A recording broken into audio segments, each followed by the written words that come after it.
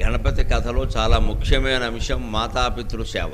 కుమారస్వామి తీర్థయాత్ర పేరు మీద 3 కోట్ల తీర్థాలు తిరిగే ప్రయత్నం చేస్తే గణపతి కేవలం సూక్ష్మమైన ఉపాయాన్ని గ్రహించి, ధర్మ సూక్ష్మాన్ని గ్రహించి, ఇంట్లో వాళ్ళకి సేవ చేయనప్పుడు బయట వాళ్ళకి సేవ చేసి ఉపయోగం ఏమిటి, దానికంటే ఇంట్లో సేవ చేయాలి, ముందు బాధ్యతలు నిర్వర్తించడమే చాలా ముఖ్యమైన లోకానికి తెలియజేయడానికి వీలుగా బుద్ధి సూక్ష్మత ఉన్నవాడు సిద్ధి బుద్ధికి పతి అయినవాడు కాబట్టి తల్లిదండ్రుల చుట్టూ ప్రదక్షిణం చేసి దీనికి ఫలమేమిటో చెప్పమని అడిగాడు. భూమండలం మీద ఎన్ని కోట్ల తీర్థాలు ఉన్నాయో అన్ని కోట్ల తీర్థాలని సేవించినటువంటి ఫలం తల్లిదండ్రులకు సేవ చేస్తే వస్తుంది. అది మన సంస్కృతి ఏర్పాటు చేసిన నియమం, మన శాస్త్రాలు చెప్పిన మాట. మన బాధ్యతలు మనం విస్మరించి ఏవో ఉత్సవాలు, ఊరేగింపులు, పుణ్యక్షేత్రాలు, తీర్థాలు, యాత్రలు, పండుగలు, పబ్బాలు, బయట సామాజిక సేవ అనడం, ఇవన్నీ ఎన్ని చేసినా అసలు బాధ్యత నిర్వర్తించినటువంటి పాపం వెంటాడుతూనే ఉంటుంది ఖచ్చితంగా.